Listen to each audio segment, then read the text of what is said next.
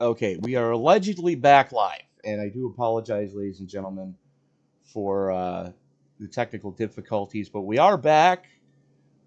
I believe we're live, or is it Memorex? If you get that joke, we can be friends. Taking a look at the starting grid for tonight, Kevin West setting quick time 24.226, 54 thousandths over Ryan Kelly.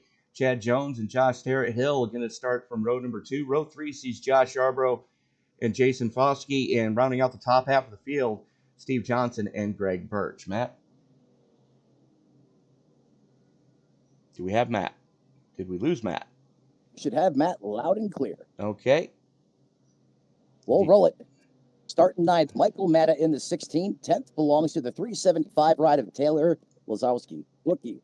11th, Keith Black, another rookie in the field, starting about just a little outside of mid-pack. 12th belongs to Michael Rinker. 13th, Justin Lewis in that 07 ride. 14th, that's going to be Wes Hogue. 15th belongs to the 18, well-known Austin Collin. Look for him to be fast. 16th belongs to the 43 machine of William Stallone. 17th, Adam Lowe in the 58, as always. 18th, Cody Avump. 19th, I'm up in the booth with Tony Trapasso and David Hanna in the 28. Rounds out the 19 starters here from the Rock. Good size field. Just about what we would love to see here is I'm only counting 15 cars out on track right now. Salomon, Lowe, Oliphant, and Hanna are all pit starting? Allegedly? Allegedly, that looks to be the case right now. Now, Tony, you know, some of these guys, they do this, but at a track like this, I'm not so sure they have 4 or 5 drivers that want a pit start. Yeah, I don't know if this is such a good idea, especially considering this track is only just under 1 mile in length. Taking a quick look at the race info, there you see it, 0.97 miles around this joint, 75-degree ambient air temperature, winds gusting to 10, 31% water drain, which means these engines are going to be making gobs of horsepower, and 129-degree track temperature. Oh boy, Matt, it's going to be fun out there, especially on these general tires. That track temp is screaming warning to me right now. You think? That air, just a little bit. If that ambient air temperature will fool you even more, it may feel cool, but that track is going to be slicker than the Waffle House's bacon grease. True story. As Tony, as those cars continue to roll, Tony, time to go ahead and buckle those belts one more time, man. Take us to green. Absolutely. Is Geico restart zone not in effect tonight, because there is no Geico restart zone at this joint. That means Kevin West's going to have the button. The only thing he's supposed to say is, it's time to wipe the visor and adjust the 5-point harness. Grandma, grab the barbecue, because it's time to get it on, North Carolina. Race fans, it's show time. No, it's not. Oh, good. I forgot. This track is just far enough under 1 mile that it's 2 pace laps. So with that false start. Well, we prematurely started the race. Now, guess what? We got to do it better. We got to do it all over again. Oh yeah, no. There's always room for improvement. Speaking of room for improvement, if you're watching the broadcast but haven't joined the SRM family, now is the best time to do so. Easiest way to do it: smash the like button, ring the bell. If you like 7 days of high flying, high octane racing action, SRM, the place to be each and every day, right here on YouTube. Couldn't have said it better myself. Is now the field going into the 3-4 complex lights are out on the pace car. Kevin West has the button, and it's time to wipe the visor and adjust the 5-point harness. Grandma, now you can grab the barbecue off the smoker, because it's time to get it on in the Cadillacs. Race fans, it's show time! Randy put down the stroker. He said the poker. The 47, Kevin West going to take it to the green. Look at the Papyrus. Still having flashbacks of Ryan Kelly in the 13 as they get a great restart here, Tony. They jump a good gap there on the field. Currently in third, Chad Jones. Bad Chad, and that's 75. He may have that rookie designation, but that man could go out there and light some quick lap times in that city ride as we continue to watch the 47 of Kevin West carry the torch here early. Absolutely. Kevin West, a couple car lengths to the good over Ryan Kelly. Those were two of the fastest cars in the hot lap session. Chad Jones in the City Chevrolet, number 75, right there as well. Tanner Hill and Foskey rounding out your top five. Keith Black starting to dig. He's one of your two biggest movers. The biggest mover, though, is that 07 Motorcraft ride that has a caved-in front end already somehow of Justin Lewis. Currently sits +6. Keith Black +5. Those are your two biggest movers in the positive direction. And it looks like Hannah, Salomon, Lowe, and Oliphant electing to not partake in tonight's festivities. That is shocking. I thought for certain they'd be apart. But then again, Tony, it's all this tech related. One thing goes wrong and you're out of the race. But look, getting back to what you said about Justin Lewis, I'm telling you, there's something to do in the front of this race car. We've seen this a couple times. He's stealing a page out of Barry Sanders' playbook. Let's see if he has similar results tonight with the bug fascia on the front there. Working for him early as he's already up 7 spots, as you said, that Motorcraft Ford. Well, the thing is, you know, these cars don't have the splitter like the modern cars do. It's just a flat piece of plastic that you know, it'll move a little bit, like almost like a skirt on an early 80s Formula One car. But when you cave the noses of these cars in, it really affects the airflow to the radiator, and it's so much easier to overheat one of these cars than it is in a more modern NASCAR. Right, especially if you were aggressive with your grill tape to begin with. You do that, and it was almost a guaranteed death sentence for your engine, you know, should a caution come out. But that's a great call there, Tony. You're absolutely right. If you go on board with Lewis. And you want to keep an eye on the gauge in the top left. That's your water temp gauge. If that gets up to about 220, you're in trouble. Right now, it's okay. It's just rising just a tick. But we're still only working lap 7 of 100 here tonight at the Rock. And I guarantee you, by the end of this race, that temperature gauge, it's going to be flirting with starting to boil the water.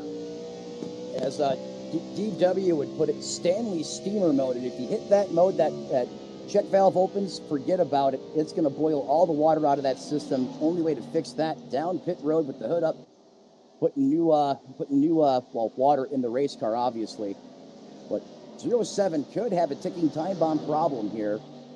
Well, he's currently your biggest mover as he's +7 right now, as Keith Black has fallen back a couple of spots. Absolutely. Wes Hogan, Austin Call starting to claw their way forward. It's Maida. That is an angry pack of Hornets behind, right around the 77 of Josh Yarborough. You got the 16 of Maida and the 51 of Birch right there within striking distance, as the 18 of Austin Call has finally gotten sprung loose, as he's desperately trying to reel in 8th place Hogue, but he's got a 2-second gap to make up. Yeah, Tony, you just spotted the rowdy crowd out there on the racetrack. And we are under caution. Oh, Kowski.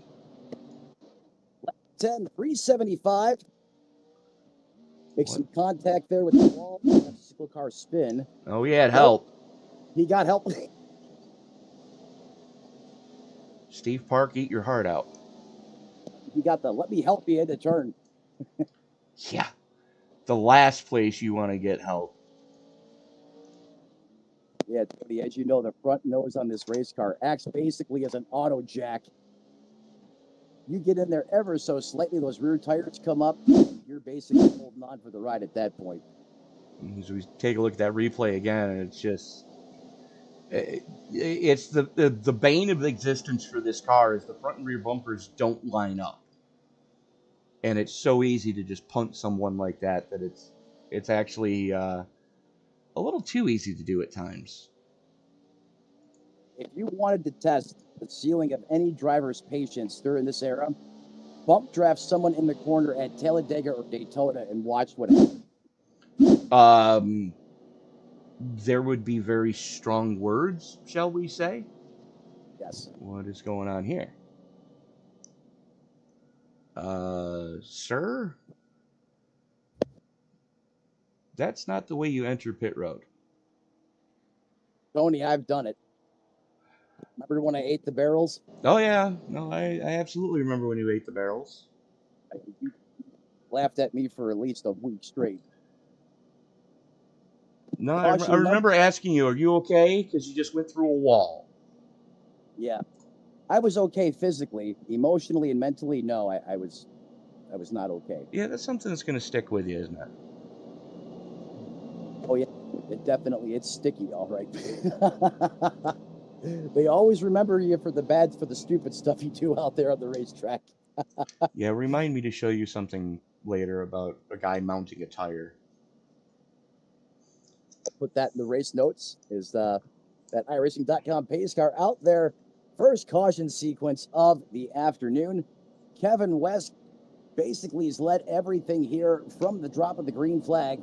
Ryan Kelly in that 13 Papyrus car. Bad Chad Jones in third. Jason Volsky, Justin Lewis, Keith Black, Austin Call, Joshua Yarborough and company round out your top 10 as they run right now. There he is from Canton, Georgia.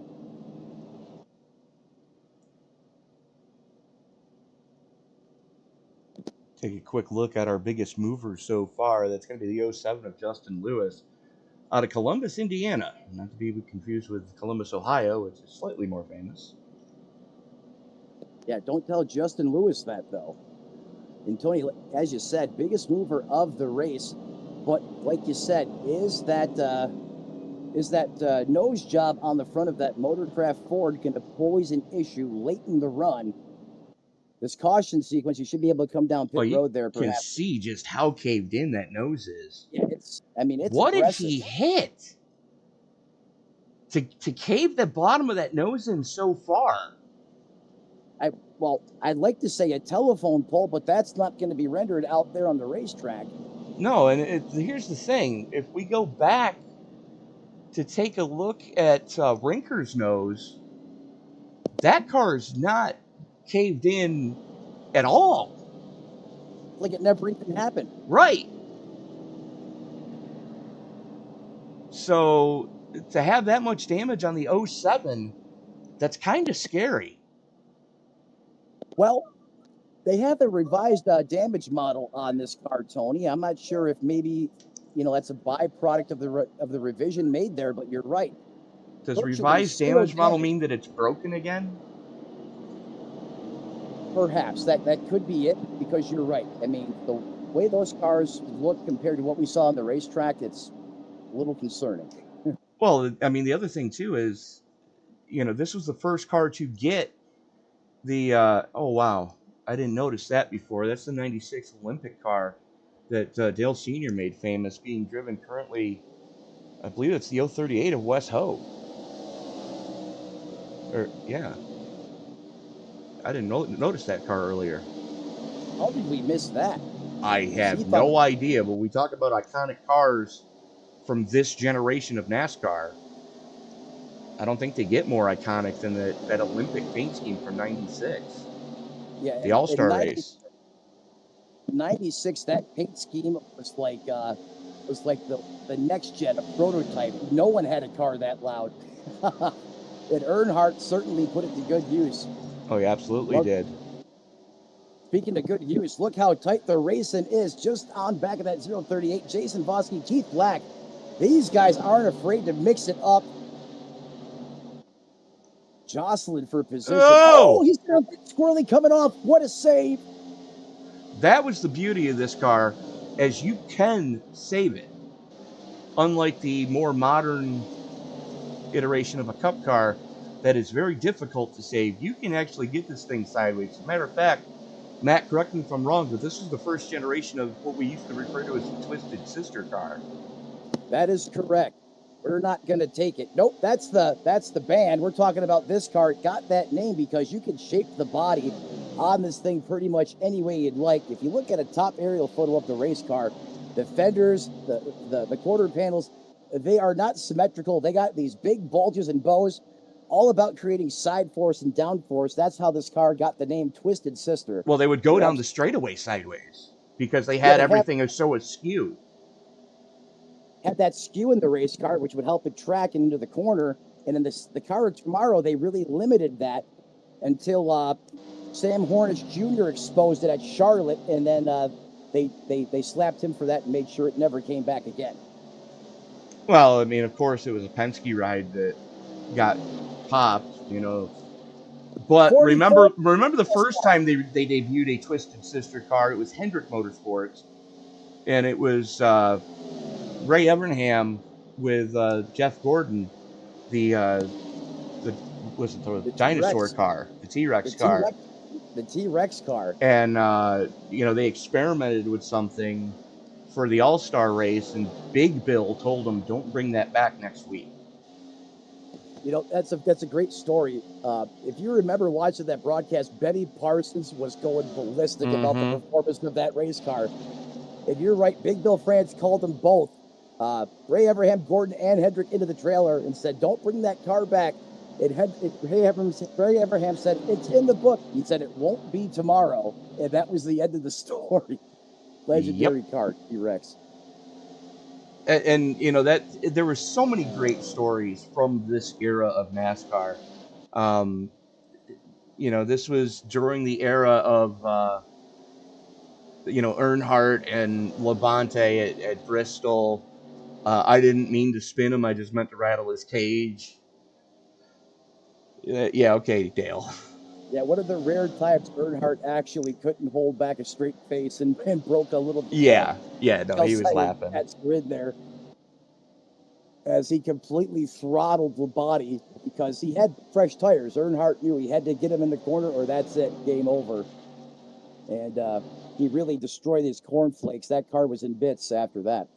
Well, no, it was just a great smoke show. I mean, Labonte just backed it into the wall and drove away. I mean, it didn't really affect the chassis much. It kicked that rear spoiler up, and they had to go down the pit road to make sure that the trunk lid was fashioned, and that's where they lost all the track position for that race.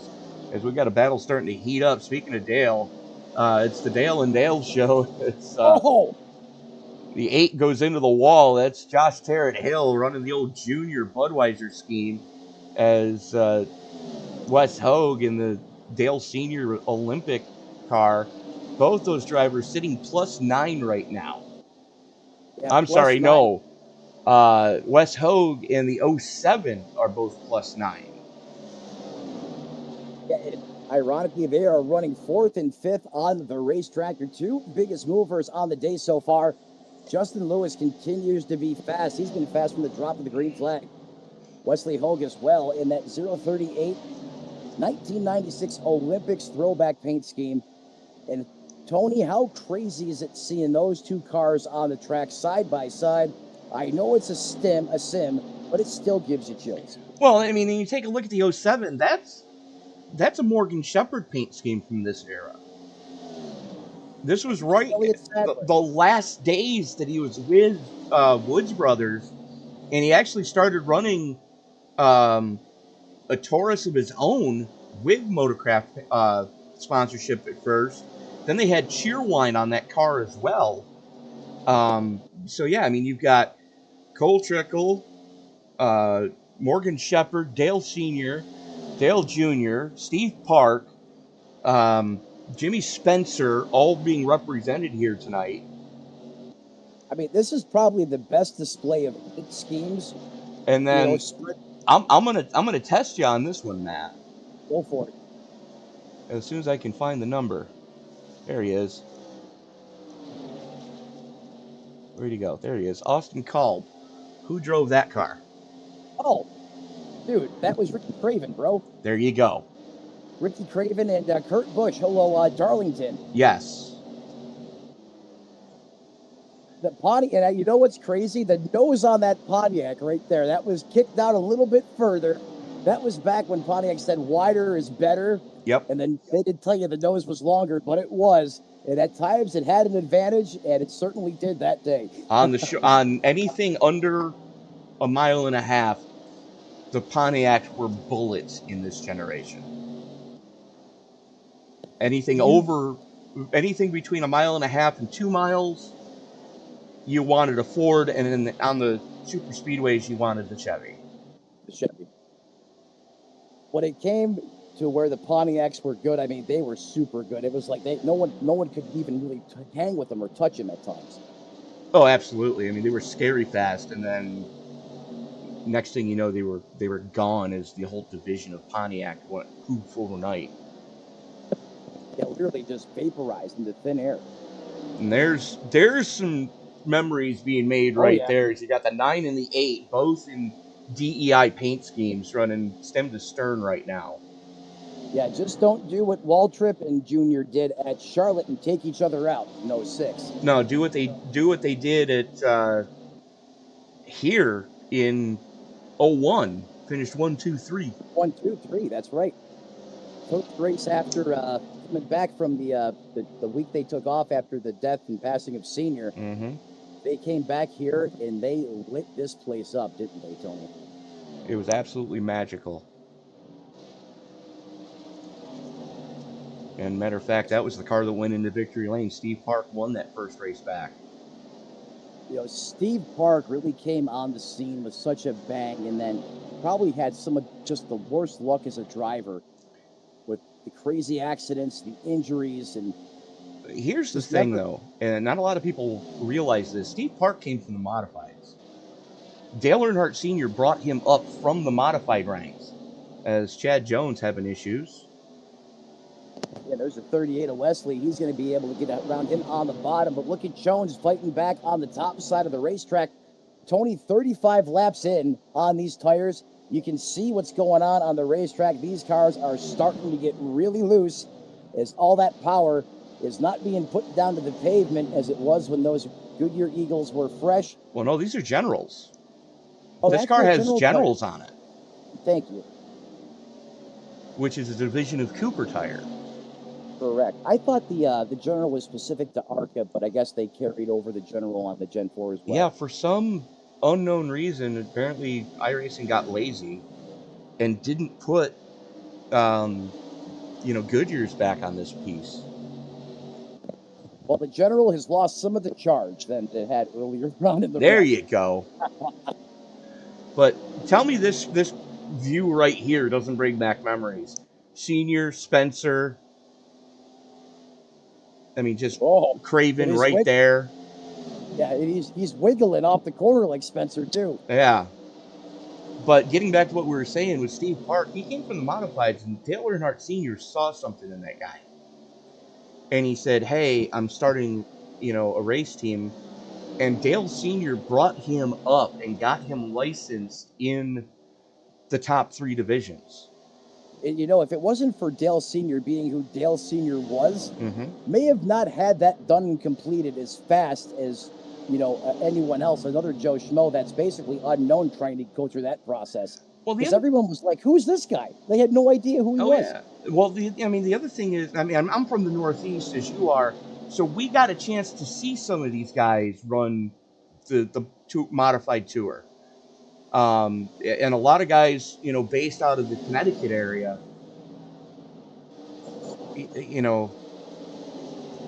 SK Modifieds, huge at Stafford, Thompson Speedway, known for the home of the Modifieds. You got the ROC tour that runs here in the Northeast, all over, New York, Pennsylvania, and the New England areas. So, my father and I both looked at each other when we saw Steve Park in a Cup car going, holy crap, you can do it. And, some people, they just have an eye. They have an eye for being exactly. And that Dale Sr. could do that, and he proved it time and time again. Oh! 3 wide. That's not going to work. The 29 becomes the meat in the sandwich. How did they save those? It. That's not supposed to happen. They're going to do it again. Well, this time it's the 18 of Austin Call, as he now becomes the biggest mover of the race in the 18. Plus 11 as he's trying to now reel in the 07 of Lewis, but he's got 2 seconds to make up. Big gaps at the front of this piece. Kevin West is a second to the good over Ryan Kelly, and Kelly's got 7 seconds over Justin Lewis. As we are seeing green flag pit stop start. Yeah, green flag pit stop starting. Tony, when you were talking about being able to drive this race car, I call it right rear domination. You can just abuse that right rear.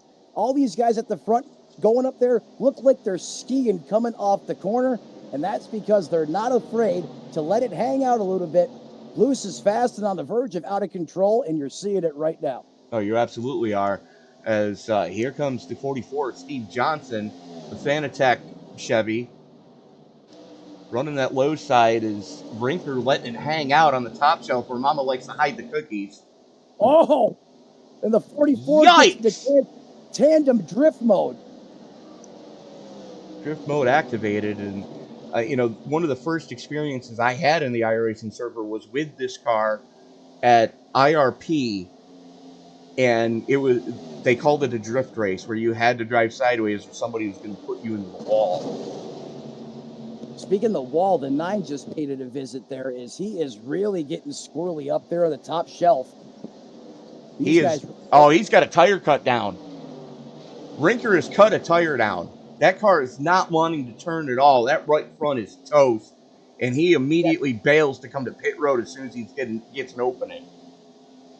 He got a great break there, Tony. Had the space on the racetrack too to come all the way down from the top and hit pit road. And you know how tough it is to catch a race car in this era at this track when you have a tire go down. Great job. Absolutely. Situational awareness. Absolutely. It was, Matt, we do need to talk, being as it is June still, and it is Men's Mental Health Awareness Month. Can we get the high-speed drone out there behind our race leader? Yeah, let's see what Jimmy Eggenfelner, our drone camera guy's got for us tonight. You know he's out there. Thanks, Kelly. Nope, wrong drone. Still wrong drone.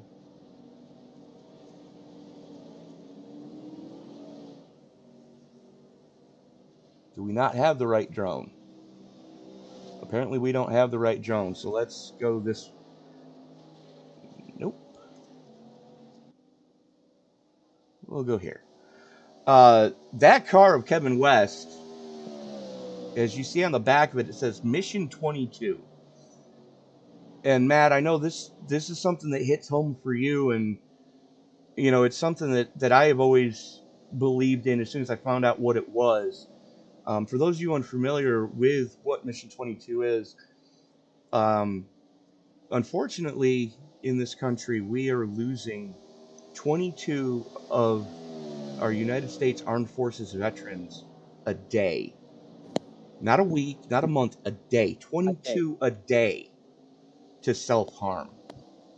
That's 22 too many, and I think everyone will agree to that. Now, why does that happen? Tony, you and I, I think do a really good job dissecting this and breaking this down. Right. I mean, if you take an 18 or 22, 19, 20-year-old, and you put them into the armed services, they've got, 6 weeks, 18 weeks? How long is boot?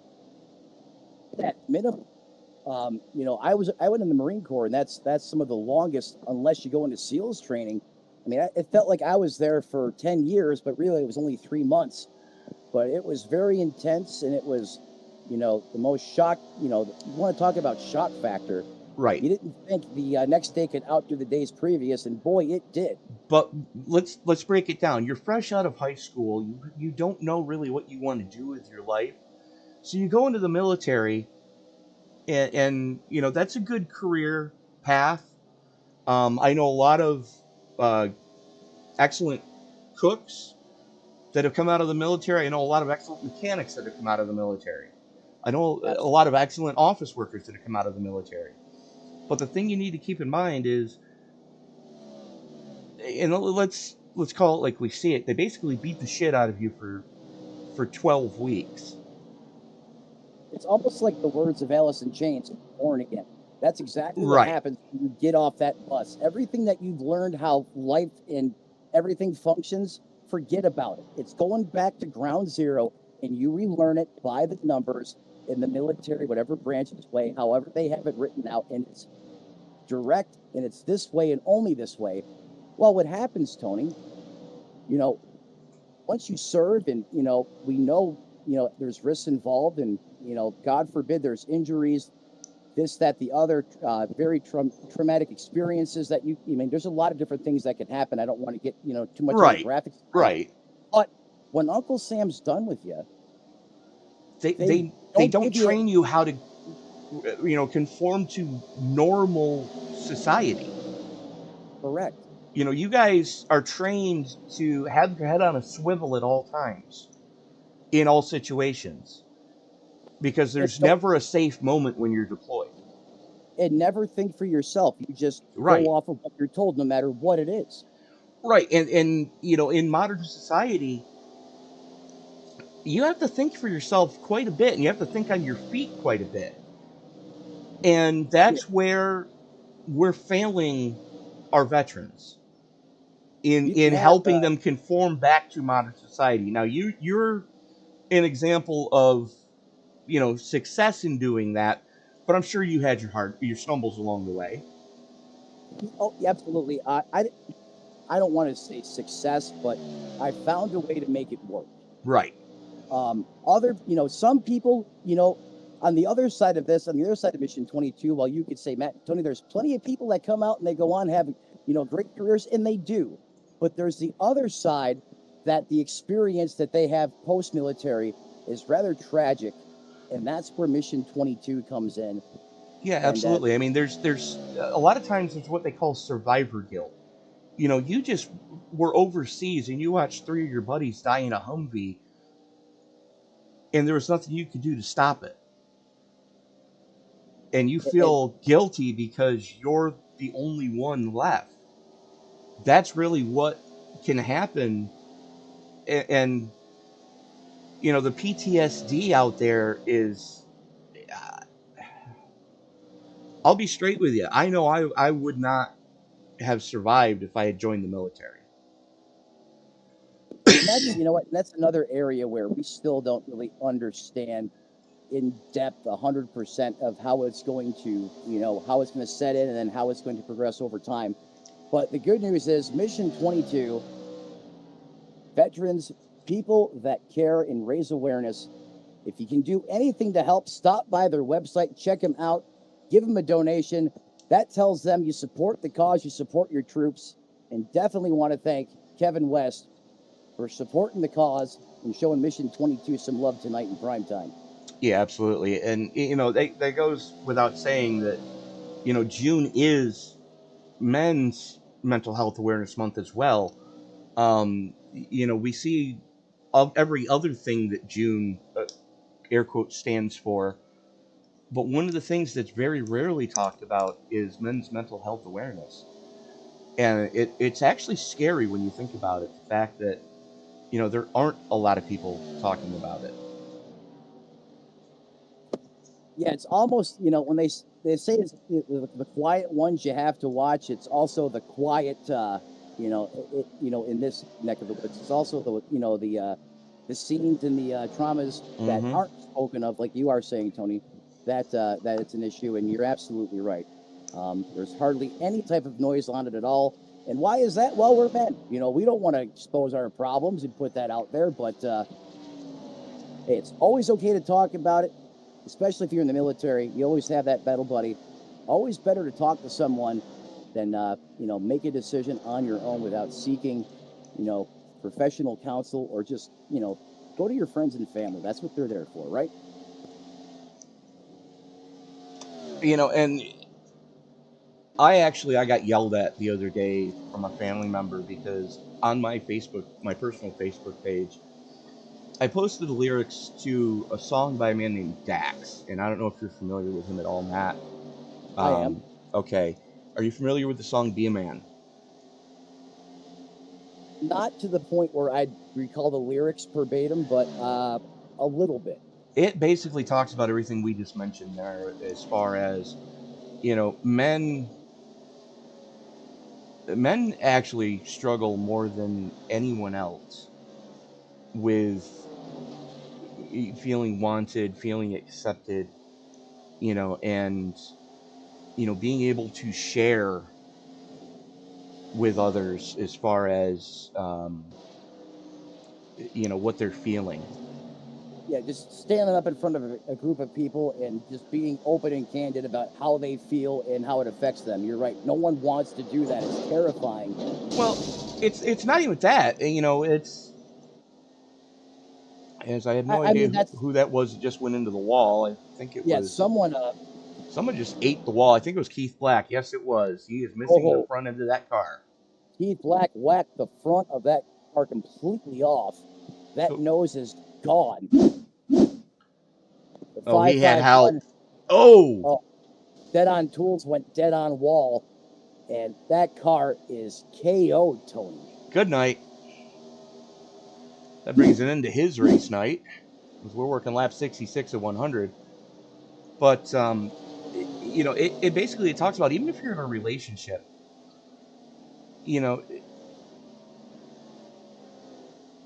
when you're in a relationship and you start a family, and I'm sure you can attest to this, Matt, it's usually looked upon as the man's job to provide shelter, food, amenities, transportation, everything to that family.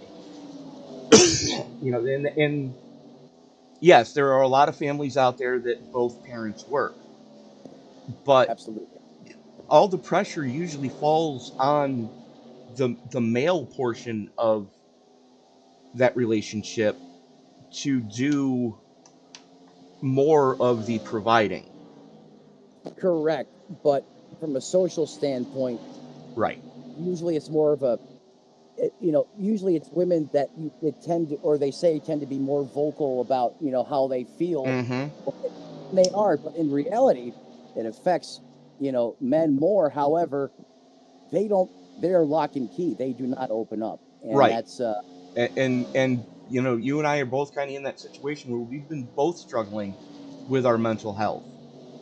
And I thank God that I've got friends like you that I can open up to when we're off air and, share my experiences with. And I hope you feel the same towards me, that, anytime you need an ear to vent to, my phone is no further than an arm reach away from me at all times. if anyone knows at SRM that your phone is always open, it is confidential, and you do anything you can to help someone and give them some advice. And we always appreciate that about you, Tony. And you're darn right, I know that, and I appreciate you for that, brother. But and that's the thing, is not enough is being done to promote men's mental health awareness month. And I've actually taken it upon my shoulders that every day I have posted at least 3 things in regards to men's mental health awareness on my personal Facebook page. And that takes a lot of guts to do that. I ain't scared. I know. Hey, I know you ain't scared. That's what I love about you. But for a lot of people, it may be tough for them to to put that on there. Oh, it was terrifying the first time I opened up. Bingo. See, that's exactly what I'm talking about. But hey, the more it becomes the norm, the more others see it being done, the less the less dicey, the less stress, the less Stigma. Oh my God, stigma. Thank you. And that's how you make it become part of the culture and accept it into not society, but just normal topic of discussion, if you will. And it again, it goes back to before I ended up in a wheelchair.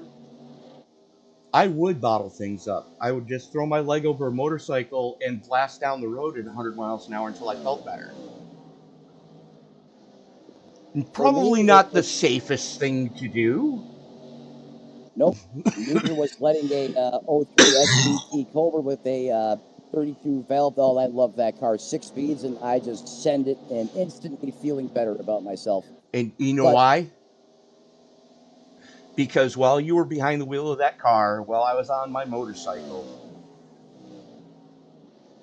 if everything went horribly wrong, and that was the last moment on Earth, we did it with smiles on our faces, because the adrenaline kind of brought us back to normal, if only for just that couple of minutes. Yeah, if not especially, being in the military at that time too, even kind of puts a little more emphasis on that side of it. You're absolutely right. But anyways, you live, you learn. I lost some friends in that whole straight racing scene, and then I got out of it. But I was in that phase at one point, and I totally understand what you're talking about, Tony. And speaking of phases, Kevin West still continues to dominate 15. this race. That's not 5. That's 15 seconds over Justin Lewis. Look at that and gap. Austin Call. I mean, that is insane. Because Austin Call is no slouch. He's a he's not. He's won multiple champions, in the SCL Cup Series. Well, he's actually picking into that gap to Lewis in second place. Yeah, check that out. 18 doing what the 18 does. And there's really... the 7 who's sideways coming down Thunder Alley. So Call can see Lewis. So now he's inside a second.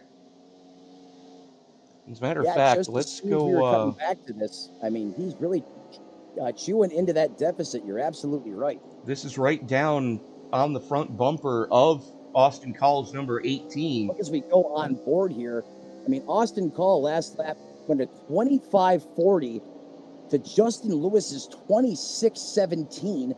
Austin Call, second fastest car on the track right now.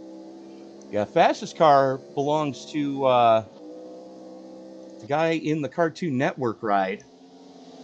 That's Jason Vosky. He was fastest last time by a 25.44, and then bangs the safer barrier going into 1. That's definitely not going to help the handling of that Chevy. No, I think the battle for second. Battle for second up front. Look at that. Here we go again. Pontiac excitement and the throwback 07 of Justin Lewis.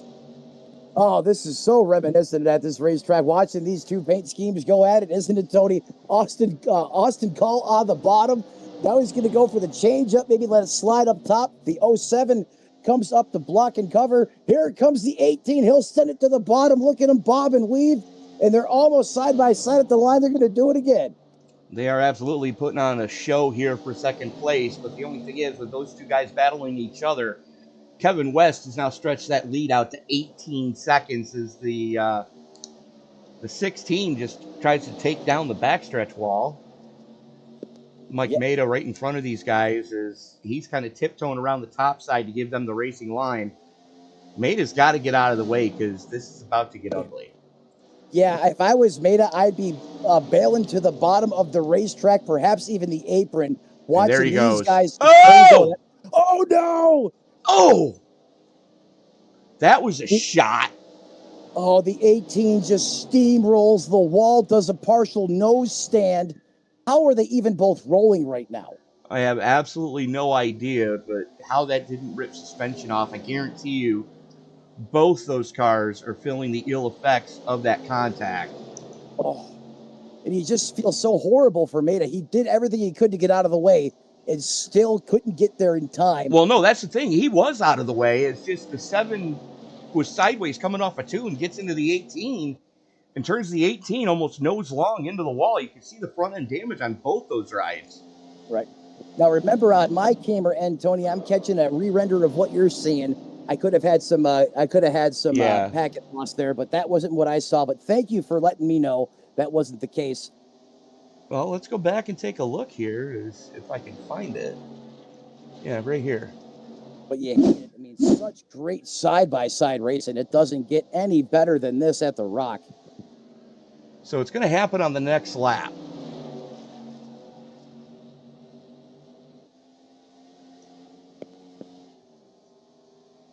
That Tide Ride Bleach is trying to de-stain the Motorcraft Ford there. And they have been just throwing haymakers at each other lap after lap, side by side here, just electric. Here it is. So here they are coming out of 2. There's Maida in front of them, and you can see just how bad the 07 is starting to drip on corner exit. Right as soon as he picks the throttle up, the back end of this car is going to step out. There it goes. It starts to go there, really goes, and boom goes the dynamite, and blop. Yeah, that car broke free at just the right time to clip the 18. You're right, Maida had nothing to do with it. He got out of the way, quick, fast, and in a hurry. And you can see the 07 drifting there again, coming off a 4. I'll tell you what, he was holding on that car in drift mode for a long time. Oh, he was. And, you know, he gets it there and just, you know, doesn't get it straightened out in time, gets into the 18. 18 blasts the wall. 07 lets him go because... The 18 hit so hard, the back end of the car came up in the air. Oh, yeah, and it didn't rip the front suspension off, which is surprising. But now, Austin Call's starting to drift that piece as Foskey gets up into third. As the 07 is losing ground quick, fast, and in a hurry, as you like to say. As a matter of fact, he's currently being scored as the last car on the lead lap. And there was West, and there is Lewis.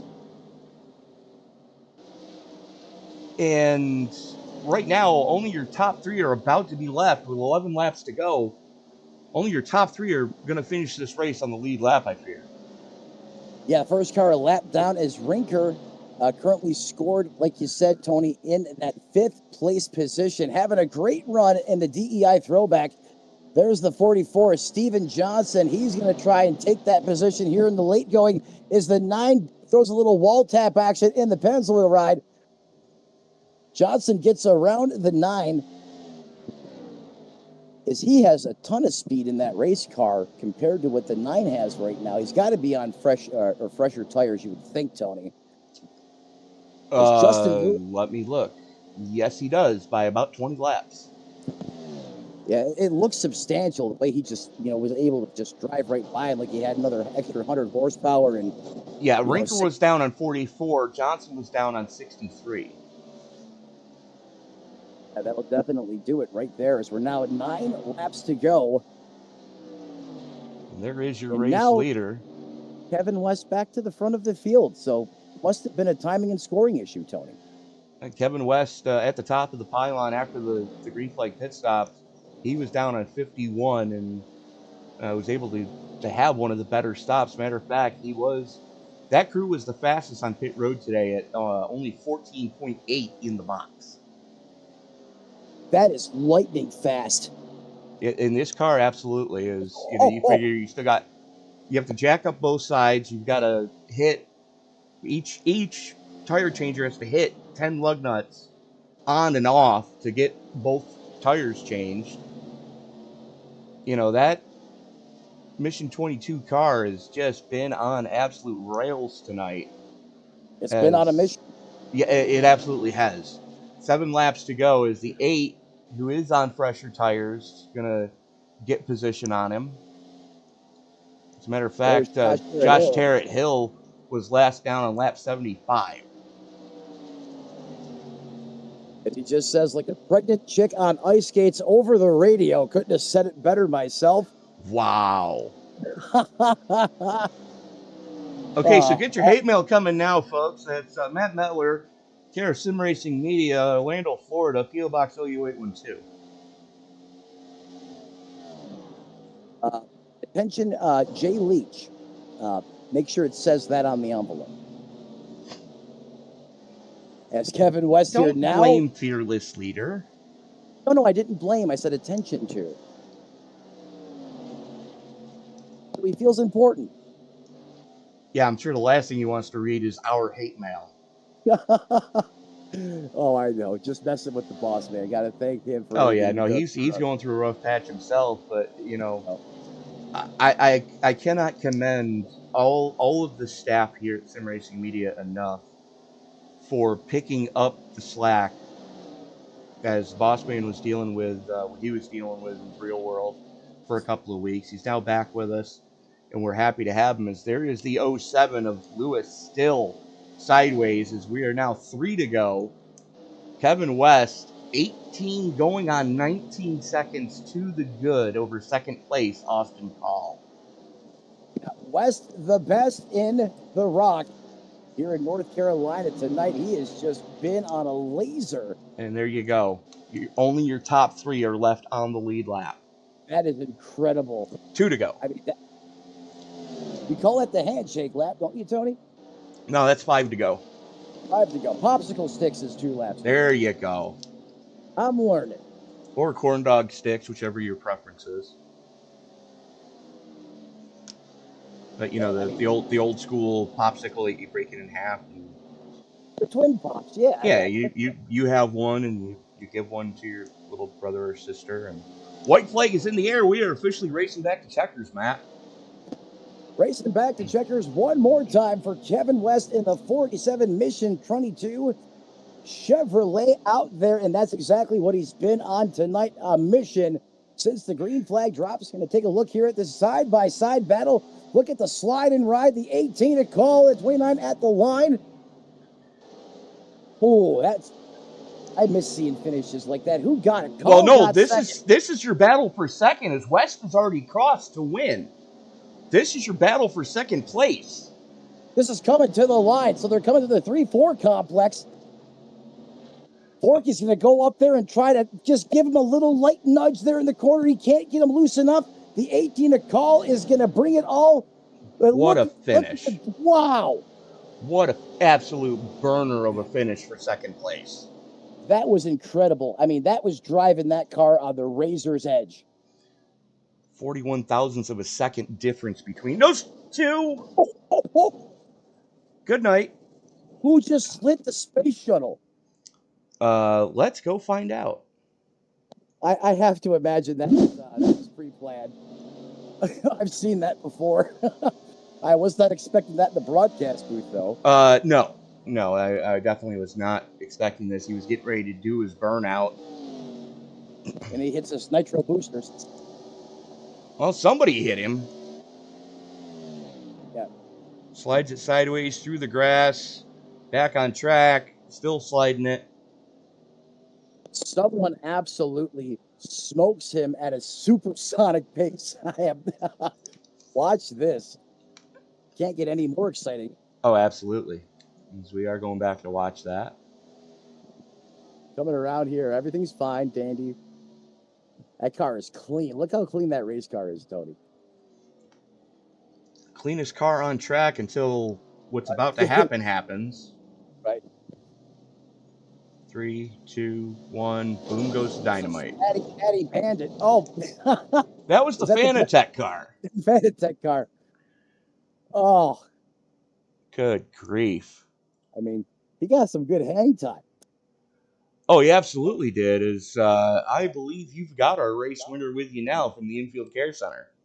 Kevin West, Matt Metler, Tony Trapasso up in the booth. You got me, bud. Yes, sir. Got you loud and clear. Dude, that car was a rocket. The Mission 2247. It seemed like you had this car dialed in and you've had this place just laser scanned and you have just a ton of laps here.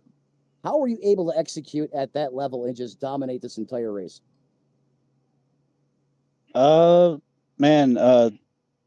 key to this race was really just keeping the tires on the car, not burning the right rear off of it, and just pretending like there was an egg under the gas pedal, pretty much. That was the name of the game, just trying to go as fast as possible, but keep the tires under it, and we were able to do that today. Yeah, you're reading my mind. I was going to ask you, with that track temperature being close to 130 degrees, how important was throttle control? I know you mentioned it, but was it extra sensitive today out there? Oh, yeah. This car is probably the hardest car that I've ever had to drive on iRacing, to be honest with you. I mean, it did not want to accelerate off the corner without getting insanely loose. I mean, you had to pretty much wait until you're on the straightaway to mat it. So, yeah, it was pretty challenging. Yeah, you were definitely fun to watch because while you were fast, I mean, that car was looking like a drift car at times. We could tell you were up on the wheel getting it done. Anyways, congratulations on the dominating win. Who do you want to thank? Who helps you get it done on that 47 machine week in and week out? I just want to give a shout out to my family. Sometimes they watch me race. I appreciate their support. I've got a Twitch channel. It's Trailer Park Dude. If you guys want to go check that out and give me a follow, that'd be awesome. Heck yeah. I thank you for pointing that out. I thought it said Trailer Park Boys. Well, there's your winner from the Rock. He was a monster tonight on a mission. Kevin West, he's your winner in the 47 machine. Tony Trapasso, back to you, bud. And joining me now is Austin Call. And Austin, what a finish. That's about all I can say about that. You and Fosky were just throwing haymakers at each other the last couple of laps there. I mean, I had a good bit of damage from when Justin and I got into it, so the car wasn't feeling all that great. It was like it went from tight, like with old tires to get really tight, to like stupid tight to where I was trying to push into the wall. So all I could do was just hope he didn't shove me or anything, and he didn't. So, I mean, it all worked out. Well, I mean, you definitely had one of the fastest cars of the event here tonight. But, talk us through just, you said the car was getting tight. Before that green flag pit stop, it looked like the car was getting loose on old tires. It's like tight loose. So whenever you enter the corner, it tries to kill the wall. I don't know if I saw that Justin was doing that the entire race. But like the problem is, as soon as you come off the corner, it just snaps. And I mean, it makes the car super hard to drive because it's like the worst type of tight and the worst type of loose at the same time. So you really gotta baby it all the way through, just to keep it straight all the way. Austin, you held on for second place here tonight, so good points night for you. Should move you into first place in points with that finish, being as Lilith was not here tonight. But who gets it done for you? Who do you need to thank on that tide ride tonight? I gotta thank my parents, my brother, and my for letting me do this. I race a lot throughout the week, and they let me do this stuff. I like to thank my grandma who watches all these races. I know she's watching right now. Probably, I don't know. And then I like to thank my teammate Justin Lewis, just kind of being there. Did take me out at one point, but that's fine. Didn't end up messing me up too much. All right, Austin Call, again, congratulations on a podium finish. We'll see you next week. Thank you. And Matt, I believe you've got third place with you now. You do. Do we have Matt? I hope I'm still coming through. Can There you guys hear you me go. Okay? All right. It's Florida. It's storm time central here. Jason, what a run for you tonight in that 29 machine. Love the paint scheme on that race car. You had to fight for it, and you were up on the wheel. Talk to me about how treacherous it was out there on the racetrack. In all honesty, I'm completely surprised that we went green for as long as we did. I thought tonight was going to be a caution fest, but I guess we all surprised everyone with this race. It was definitely one of the most challenging tracks that I've ever run with this car. It looked like snowmobile racing up in the snow of the Northeast with the way those cars were just hanging out at times. Everyone skating, 2x2. And perfect timing on the soundboard there, Tony. But no, you guys executed. It was a fantastic performance. You were certainly electric and fun to watch. Anything you maybe could have done a little bit different, possibly to go up there and challenge the 18 or even the 47? I don't think anyone had anything for the 47. Y'all might want to check his car for some cheated up something. But Kevin's a great guy. Love having him with our Liberty Racing NTO4 team. So congrats to him. When it came to Austin, I just wanted to race him clean. I had the chance to do a bump and run, but I didn't want to put him to the wall. I was definitely catching him the last couple laps, and I just didn't have what it took to get past him. That battle you guys had coming down there to the end, and thank you for bringing that up. If you didn't, I certainly was. It looked like you had an opportunity there. You had it lined up, and you didn't pull the trigger. So, round of applause to you. But outside of that, that was probably one of the best, cleanest battles I have seen at this racetrack in quite some time. Certainly all the fans loved it. I loved it up here in the booth. Before I cut you loose, man, who do you want to thank who helps you get it done on the 29 ride? Scooby-Doo, obviously. Woo! Cartoon Network. They do great paint schemes, and been a childhood favorite car. So between that and my awesome wife that lets me do this every Wednesday, that's pretty much it. Well said, sir. The Scooby-Doo snack ride where he gets the mojo in third, your final podium spot tonight. Appreciate your time, man. Good luck next week. Tony, back to you, bud. Well, with that one, it puts another one in the books for us. Taking a quick look at our finishing order.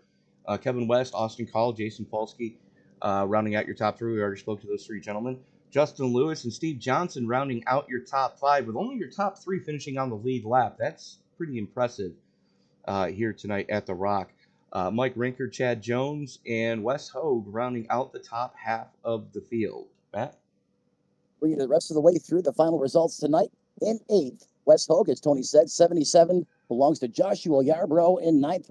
Rounding out your top 10, Josh Terrahill in that number 8 machine. In 11th, that belongs to the 375 ride of Taylor Larsky. 12th, Michael Mata in the 16. 14th, 51 of Greg Burstich. Well, the 14 of Ryan Kelly in the 13 resides in 14th. Rounding out your top 15, the 551 or the 551 of Keith Black. Tony, don't have an answer for you yet, but I'm sure you'll find out for us by next week. 16th, that belongs to William Simone. 17th, Adam Lowe. And then again, 18th, Cody Font, myself up in the booth, and David Hanna, who did not start the race. I believe the final or the last 4 in the finishing order did not actually take a lap in competition tonight, Tony. The last 5 did not. So that is going to do it for us tonight from the Rock. Next week, Matt and I are going to be back with the Moonshiners Racing League on Wednesday nights. I believe it's going to be Jonathan Leach and Zach Woods. I think it's Zach Woods. Thank you. Zach Woods in the booth with you for this series next week. Thank you so much for making us part of your Wednesday evening. If you haven't done so already, and I don't know what you're waiting on, definitely hit that subscribe button, turn on bell notifications so you don't miss a single broadcast here on Sim Racing Media. As the summer break is now done and dusted, we're ramping things back up with 2, 3, and 4 races every night of the week now. And if you're interested in getting involved in broadcasting, hit us up on our Facebook page, Sim Racing Media, on the Facebook side of things, and we'll get you pointed and trained up in how we do this and how we make the magic happen. He's Matt Metler. I'm Tony Trapasser. Reminding you, ladies and gentlemen, that until we meet again, and as you walk down the road of life this week, do me a huge favor. Don't play in traffic. Good night, everybody. And at the Rock, you got to rock out with your rock out.